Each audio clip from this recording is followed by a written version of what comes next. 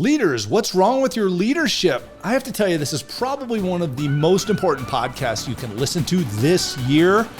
We're going to talk about the gaps in leadership on Start With a Win.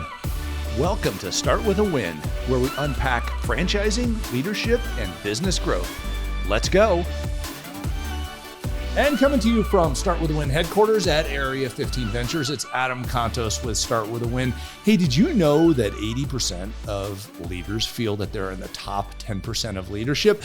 Do you see a problem with that? I mean, realistically, we have these massive blind spots in our leadership, these huge gaps. And I want to get into those today with 6 concepts that will help your leadership. Let me give you a couple of statistics here to start with, though. Only 15% of employees are fully engaged at work globally, according to Gallup's most recent engagement survey. Highly engaged teams show 21% greater profitability. Would you like 21% greater profitability? And companies with engaged leaders, you have 48% higher operating margins, according to research by WorkHuman.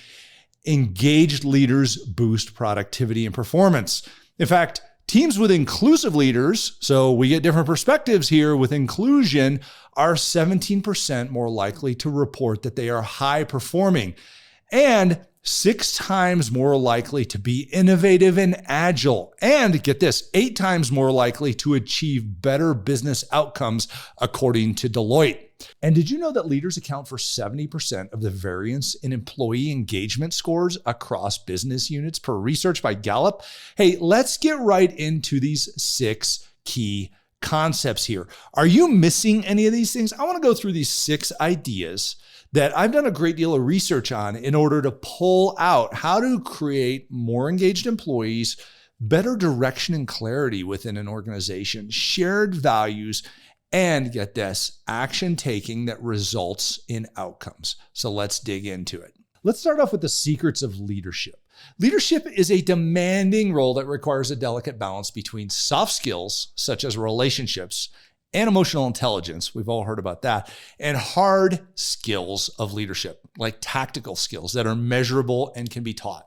When soft skills are neglected, organizations may suffer, with employees only achieving the bare minimum because they revert to managed performance and tactics.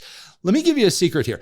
I'm going to give you a free gift at the end of this podcast. I'll tell you where you can download it then. And it has all of these key concepts on it. So I know you want to listen to this, but you don't need to take notes. I'm going to give you all the information at the end. But I have a question for you. Are your employees excelling, or are they merely meeting minimum requirements? So when we think about this, the answer lies within, is your culture maximum possible or minimum necessary? Where are your employees on this question? Typically, you can list an employee's or a manager's name and quickly state whether they fall in this as maximum possible or minimum necessary. So are they performing the minimum necessary to get a paycheck? I know that kind of grates on your nerves as a leader and a manager, but the reality is we need to know where they fall, or are they given the maximum possible? It's pretty clear and easy to see. They're generally doing what their leader is doing and tolerating. We deserve what we tolerate in business. Hint, this means if you're giving the minimum necessary leader, you're barely showing up, so are they. They will mirror what you do. Leadership is holistic. It's a lifestyle you live. They will watch you completely, on duty, off duty. It's not a position in your company. Leadership starts at home, in fact. And a negative home life for key personnel, including yourself and those that work directly with you, can impact your workplace energy. Let me tell you, when there are problems at the office, there are leadership gaps, it's because it starts at home. We bring to the office how we work at home. That's why successful companies promote a work-life balance. Happy employees are more engaged and productive.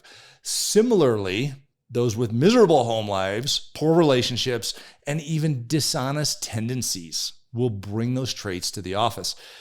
It's interesting, when I went through my MBA course, one of the things we learned about in business leadership and ethics was if you have, say, somebody responsible for your financial reporting in your business and they were cheating on a spouse, guess what? They likely will end up cheating on the books of the company. So if your personal life is unhealthy in any way, so will your work life be. So I want you to think about one phrase that I use a lot. How we do one thing is how we do all things. Great leaders create great leaders. A players attract A players. Here's the other reality. B players attract C players. Leaders need to strive to be A players themselves or risk a decline in overall organizational performance. A leader's actions, mindset, and values set the tone for the entire company. This is your culture. How do you want to be known as a leader and as a company? This will attract or it will repel great employees. So let's talk about how to be a better leader. Effective leadership requires strong communication, a clear vision, a collaborative culture, a commitment to learning, personal accountability, and well-being. So let me break these elements down. So we have communication. Good leaders, and this is a gap for a lot of people. In fact, in the free gift that I'm giving you to download after this, we're going to do an audit on all of these different things. So I want you to figure out, where do you stand on your communication? Communication is about being transparent and authentic. It's about your presence. You're either in video or in person. This matters. It matters that people see you.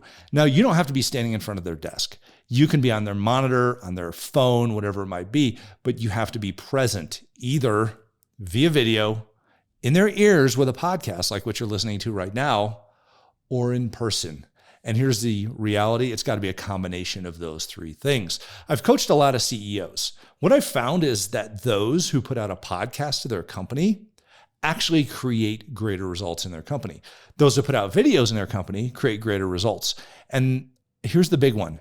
Leadership by walking around. We've heard about that before. That works. It used to be called management by walking around, but it's leadership by walking around. And what do you want to ask people? How are you doing today? So convey your vision and reasoning clearly with everybody. When you talk to people, actively listen. Invite input from them. Share information proactively and avoid surprises. People hate surprises. You know what surprises do? They create anxiety and fear within an organization. So if you have something coming up, share that. If it changes, share that it's changed. People just want to know that you're working to move the ball forward. They want to have this communication. Also, big one, don't be defensive. When somebody says something to you, say thank you and be appreciative. Keep calm, keep a smile, and say thank you. So let's get into vision and clarity. That was communication. Let's get into vision and clarity. People want you to define a simple, compelling mission for the organization. Simple and compelling. What do? We help people have the best sandwich for their lunch that they've ever had. A compelling mission for the organization, even for a sandwich company. Or I came from Remax. We defined our vision and mission as to be the number one company in the real estate space, helping people buy and sell their homes. It was great. Set clear goals and responsibilities for each team member as well. Clarity, vision. What are their goals? What is their contribution? In fact, one of the number one aspects of an employee survey that gets bad grades is I know what my goals are clearly and understand what I am supposed to do to accomplish those. A lot of people rank those low because those things are not talked about on a regular basis. You also want to explain the rationale behind major decisions that you make. If you come in and make a bunch of changes, people want to know why, and they're okay with that. They just want to know that there's a reason behind it, and they can get behind that reason. Now let's talk about culture and collaboration here. Foster kindness, caring, and ethical behavior in your organization. We have to build trust and resolve conflicts quickly. Let me tell you what trust and conflicts are. It's like lighting a match. You're standing in a forest and you light a match. Now, obviously, we see there's a risk because if that match continues to burn and is unaddressed, what happens? We have a forest fire. The forest burns down. But immediately, if you deal with that match, the forest is safe. Think of trust and conflicts the same way. Get ahead of them. Even if you don't have an answer, conflicts happen on a regular basis in business. Here's what I always say. Immediately say, hey, I see what's going on here. We're going to work on this. I'll get you something about it quickly. People just want to know that you're actively addressing a conflict instead of letting it fester. Ignored conflicts create forest fires. Reinforce your organizational values consistently when you're dealing with these conflicts, as well as during meetings and through your own actions. At Remax, we had a specific value statement. It was MORE, M-O-R-E. Make your values statement spell a short word. 4 letters is perfect. I've seen trust. I've seen true. I've seen more. I've seen win as a 3-letter value statement. But what did MORE stand for? MORE, the M stood for max in deliver to the max. The O stood for obsessed in be customer obsessed. The R stood for right in do the right thing. And the E stood for everybody, and everybody wins. So think about that. I always talked about more in our values. Are you living more? Are you being more? Are you doing more? And really what it comes down to is when you back up and you look at these different levels of performance that we want people to achieve, the first 2 are deliver to the max and be customer obsessed. Isn't that what we want from people? We want to deliver to the max and be customer obsessed. But then we talk about, okay, let's talk about ethics and values here also in that, and that's do the right thing, and together everybody wins. So let's talk about a big one for me, learning and development. Learning and development. This is one of our key points also. A lot of companies drop the ball on learning and development. We need to be coaching others and delivering constructive feedback to them through this thing called accountability. Learning and development is learning a little bit, stretching ourselves. Think of it like exercising. We push ourselves by lifting heavier weights or running a little bit further or longer than we did before, and then we evaluate that. That's how work goes. So what can we learn specifically that helps us lift more, run faster, or run longer? How do we do this with, let's say, sales? Let's say you're in a sales position and you need to make 1% improvement in your sales. Just 1% in the top line revenue generated by your sales. How can you do this? Well, obviously you can raise the prices, but ultimately what it comes down to is getting additional customers. People want to do it the easy way.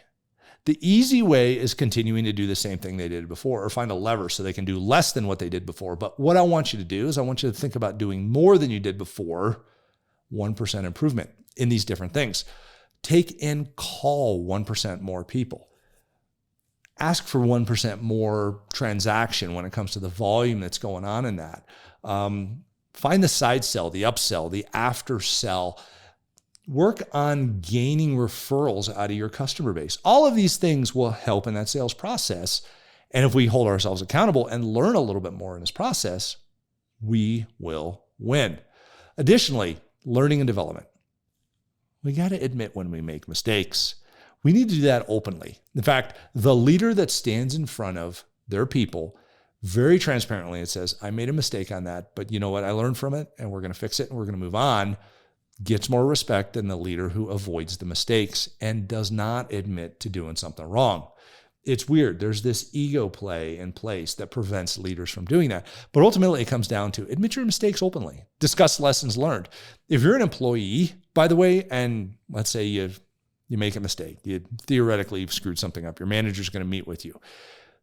They are looking for you to avoid that mistake because then they can hold you more accountable for it with some sort of a punishment, if you will. I hate to use that word, but that's the reality of how managers manage. We punish people. We hold them accountable to that minimum necessary, and then we, write them up or whatever it might be at the end of that. But what if you came in and said, yeah, you know what? I kind of screwed that up. Here's what I learned from it though, because this is going to help me in the future to do better performance. And if you came out with that, the manager would be able to lead you and help counsel you through doing better.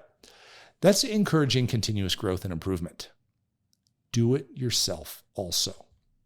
Share the value you learned in personal development and encourage others to do so. Share this with your coworkers. Now, I mentioned accountability before. I want to dive deeper into that. You need to define the accountability for your team. So what is accountability? Accountability is witnessing without judgment. Witnessing without judgment. And who can hold us more accountable than ourselves? Okay? A lot of people can hold themselves massively accountable, but Who can hold us more accountable? It's a peer. Have someone hold you accountable and hold yourself accountable in front of your team. Follow through on the commitments that you make and take responsibility for mistakes and failures. A friend of mine has a program. It's called Go to the Board. And on a weekly basis or bi-weekly basis, the team will sit down in front of the whiteboard and they will walk up there and they will look at their key performance indicators, the outcomes. OKRs, also objective and key results, are also what those are called in business. But ultimately, what did you say you were going to do? Did you do it? I was going to make 5 of these, 3 of these, and 12 of those. Did I make 5, 3, and 12? Or did I make 4, 2, maybe 8? Or did I do 3, 0, 5? But ultimately, if we have to go out and be publicly accountable for this, and this is tough for a lot of people because it gives them anxiety, it makes them embarrassed, they think they're being attacked, but the reality is they're attacking themselves. They're attacking themselves through their own personal accountability. Hold yourself accountable. Say, if I were to stand in front of everybody and say, here's what I promised, here's what I delivered, would you meet your brand promise as you? Good question, isn't it? So a big part of this also is to give credit to others for their performance. Now, lastly, I want to talk about well-being. Well-being. We talked about a lot of business concepts here, a lot of dive deep, improve your leadership concepts. But let's talk about leading a balanced, healthy life to model good self-care. You have to be empathetic and emotionally intelligent in the relationships that you're in, and you have to be that way to yourself. You've got to remain calm under stress. You need to smile a lot. Hey, by the way, what's one thing that we never run out of and is free to give out that we should be giving out all day? It's a smile. It matters. So consider this well-being. Are you in a good place right now? Or are you in kind of a dark place? Are you in a rough place? Have you worked on your leadership? Have you worked on yourself and personal development? I'd love for you to go and download this document. Go and review all of these 6 things that we just went through. And then in this document, there's also a 360 review. Give this out to 5 or 6 people and ask them to review how they see you handling these situations. And do a self-review with it as well, and then compare the two and then make an action plan based on all these different concepts. But ultimately, the question is, what's wrong with your leadership? Well, it's time to find out. It's time to find your leadership gaps. Here's where you can get this download. It's at adamcontos.com/myleadership. And there's a link to it in the show notes. You can always get a copy of this by going to adamcontos.com. But ultimately, my wish for you, focus on these 6 concepts. Focus on these 6 things that will help you build more self-awareness, more authenticity, more clear vision, and more values direction in your business. And remember, presence creates trust. Be present for everybody with you. Project this confidence and remain calm under stress. This will inspire others to follow your lead when facing challenges like filling these leadership gaps. Remember, go back and listen to this again. Write down all these things. I know this is a lot of information, but ultimately this will help you uncover what's wrong with your leadership. I'm Adam Contos. Thanks for starting your day with a win.